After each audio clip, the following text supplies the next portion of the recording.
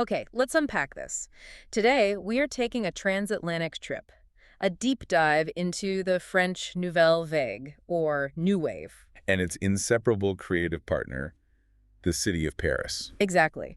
Our mission is to understand how this explosive artistic movement didn't just articulate the director as the star. No, it fundamentally changed how cinema portrayed the urban environment forever. And what's fascinating here is that the Nouvelle Vague didn't just, appear out of nowhere. Not at all. It was defined explicitly in opposition to the established French studio system of the time, which they pretty dismissively called la tradition de la qualité. Which translates to the tradition of quality. So they were against quality. That sounds a little backward. Well, it does. But what they meant was that factory-produced, technically slick, literary adaptation stuff. Ah, okay. The safe and predictable films. Yeah, exactly. Films that lacked any personal vision. So in response, the New Wave articulated this theory of auteurism, the idea that the director is the primary creative force. The true author of the film. Precisely. Directors like Truffaut, Godard, and Chabrol, they were intent on bringing this raw, personal, street-level realism to the screen. And that required a radical break. And before we dive into how they made that break aesthetically, we have to start with this truly surprising nugget of knowledge I found about Paris. Oh, I think I know where you're going with this. When you think of Paris, you think romance, glamour, the whole Hollywood fantasy. Right. But apparently, the reality can hit some travelers so hard that doctors have actually diagnosed a condition called Paris syndrome. That's absolutely right, and it's a powerful illustration of the fantasy they were fighting against. Our sources note this cognitive disjuncture. It primarily affects tourists who arrive with this idealized image of Paris. And then they just meet. Reality, crowds, traffic, real life. And the symptoms are physical. Accelerated heartbeat, giddiness, even hallucinations. It's this disconnect between the myth and the real gritty city. Exactly. And that gap is why the Nouvelle Vague's version of Paris was so revolutionary. They were making films for a post-war generation that needed to see the real Paris, blemishes and all. Their love stories weren't glamorous at all. Not at all. They had rough edges. They were fraught with disillusionment, betrayal, pain, suffering, sometimes even crime. It was a clear influence from American film noir, but, right there on the streets of France. Okay, so let's move into the mechanics of this revolution, the auteur. You mentioned these directors, Truffaut, Godard, Chabrol, Varda. They favored improvisation. But how structured was that? Did they just show up and start shooting? Not quite. They relied on what were called plan of action scripts. Plan of action, okay. So these were skeletal outlines, really. They were open to chance encounters, dialogue changes that came up in the moment. That spontaneity was key to the aestheticized realism they were going for. And even though the impact was massive, the movement itself, it was shockingly brief. I know, that fact still gets me. The Nouvelle Vague officially lasted only 2 seasons, 1959 to 1960. How is that even possible? How could such a globally influential revolution be so short-lived? Well, the term Nouvelle Vague wasn't even a film term at first. It was a sociological term for the new post-war generation. Right. In cinema, it was just an explosive reaction. Right. The movement really began with a handful of huge Paris-set films. Chabrol's Handsome Surge and The Cousins, Truffaut's The 400 Blows in '59, and then Godard's Breathless in March 1960. So it was a quick burst. A frenetic pace. It dispersed so quickly because its radical energy and innovation were so influential they were immediately co-opted, replicated everywhere. In a way, they had already won the war against la tradition de la qualité. That's an important insight. They won and then just dispersed, leaving this incredible legacy. But how did they even get started? We have to talk about how the critics became the filmmakers. This is where it gets really interesting. These directors weren't just young people picking up cameras. Yeah, they were intellectuals. Highly articulate critics, all associating with the film journal Cahiers du Cinéma, which was started in 1951. They wrote the manifestos, the theories, before they ever broke the rules on screen. So they had a fully formed intellectual basis for what they were doing. Precisely. They were armed with these seminal concepts, like Alexandre Astruc's 1948 essay, La Cámara Stylo, the camera pen. The idea that the camera should be as flexible and expressive as a writer's pen. Exactly, affirming the director as author. Then Truffaut's famous 1954 essay was just an all-out attack on the studio system. They critiqued the establishment for years, and then, using new technology, they put their theories into practice. Let's talk about that technology, because this gritty street look was only possible because the cameras themselves changed. Absolutely. They had small budgets, which forced them to be resourceful. They used post-war innovations, mainly lightweight handheld cameras, and, crucially, fast film stock. What exactly did fast film stock let them do that they couldn't before? It was revolutionary because it was so sensitive to light. This meant they didn't need the huge, cumbersome studio lights. Oh, so they could shoot at night. At night, in tiny apartments, on the streets, using only available natural light. It gave their films that immediate documentary-like feel of authenticity. And it meant they could finally ditch the expensive, restrictive studios. Small crews, direct sound, shooting right there on location. That's what lets them use amateur actors and embrace all those chance encounters. The shift from studio sets to the real streets of Paris is maybe the single greatest element of this whole aesthetic revolution. So why Paris specifically? Our sources mention that while, say, Berlin signified modernity and Los Angeles epitomized urban dissolution, Paris uniquely symbolizes the entire nation of France. It's the national, cultural, and political heart. And while many of the key filmmakers, Truffaut, Godard, Chabrol, they grew up there, the intimacy in their films is more than just biographical. What do you mean? They mapped their own personal subjectivity directly onto the city's role as the nation's beating heart, especially during a time of massive social change. And the films captured the city during a very anxious time. I know one source emphasizes this depiction of post-war social dislocations and anxieties. What were they mapping onto the screen? We're looking at profound changes. The rapid gentrification of old working-class neighborhoods, the rise of these desolate suburban housing projects, the banlieues. And then the threat of Anglo-American culture. A huge existential threat, both in film and consumer goods, to the very idea of what it meant to be French. This whole period was marked by deep anxiety and doubt, and the films became the visual record of that uncertainty. So how do they convey that anxiety while also, celebrating the city's energy? Through movement. The aesthetic focused on capturing the constant flux of 1960s Paris, the traffic, the speed, the crowds. And this links back to Walter Benjamin's famous theory of the flâner. The figure who just wanders through the city, the leisurely walker seduced by chance encounters. An observant, detached presence. So the tracking shots that these directors used weren't just a technical choice. Or a conceptual choice. Exactly. They were meant to emulate the psychological experience of being a flaneur. The camera's movement captured that feeling of being in the modern city.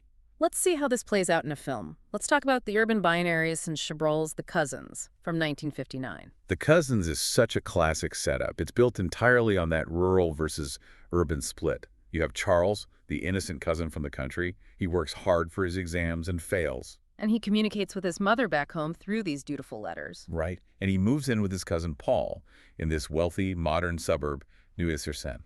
And Paul is the urban parasite. He's decadent. The embodiment of it. He parties constantly, yet he succeeds effortlessly. Chabrol uses the visual language of that neighborhood, its affluence, its modern apartments, to equate comfort with moral corruption. The city itself is defined by a kind of loose morality. Absolutely. The narrative echoes that dark film noir influence we mentioned. Love is completely conflated with lust, betrayal, and eventually crime. Right, with the manipulative femme fatale character, Florence. And it all culminates when Charles, in this moment of urban despair, tries to kill Paul, but is accidentally killed by him instead. The city is presented as a space where innocence is just immediately destroyed. Now contrast that tragic, corrupting city with Truffaut's Antoine Doinel cycle, starting with the 400 Blows, where the city is a force of liberation. Antoine Doinel is Truffaut's famous cinematic surrogate, his alter ego.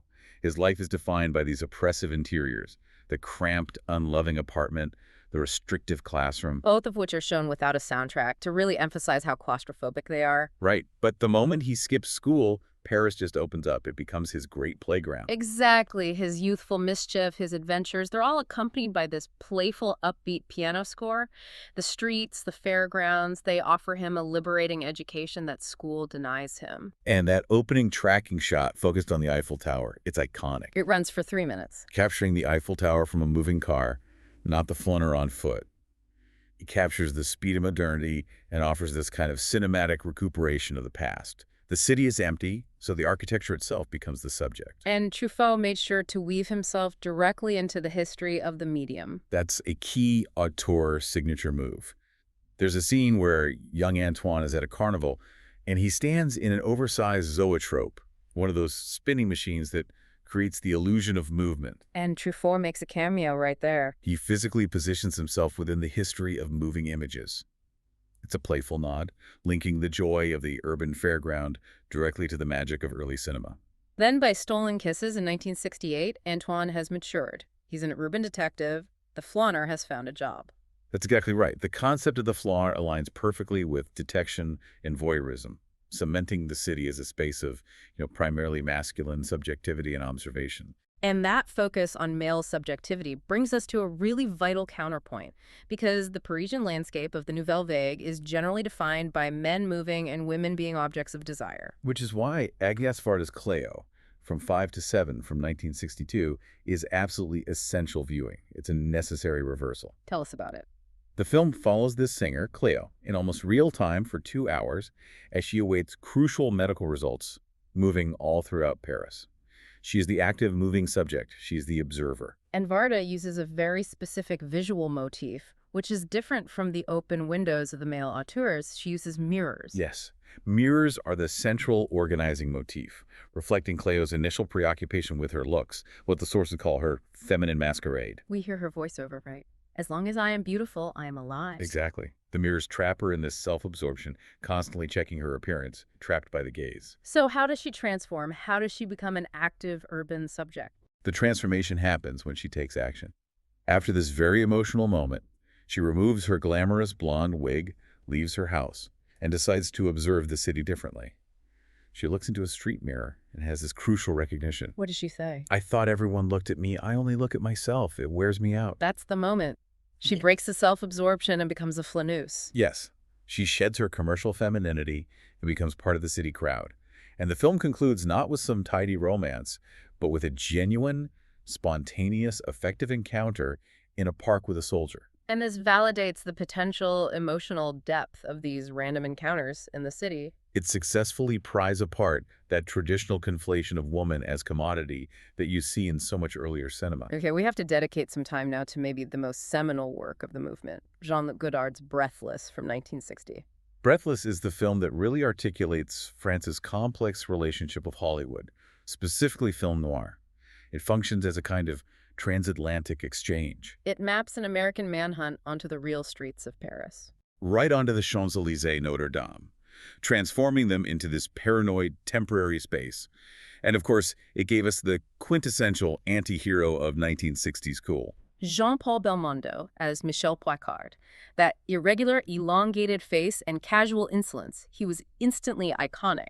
And he's explicitly modeling himself on Humphrey Bogart, constantly rubbing his thumb across his lips. While his American counterpart, Patricia, sells the New York Herald Tribune on the street, which our sources note is a great example of how Paris became less French on screen. The specter of Anglo-American cultural dominance is right there in the cityscape.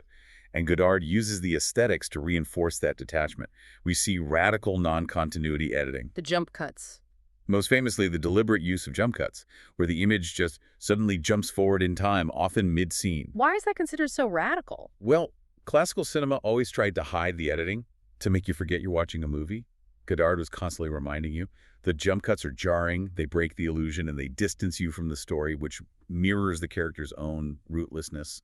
And the camera often seems completely independent of them. Totally. That famous moment where Belmondo addresses the camera directly is the ultimate example. He breaks the fourth wall. I'm very fond of France. If you don't like the sea, if you don't like the mountains, if you don't like the city, then get stuffed.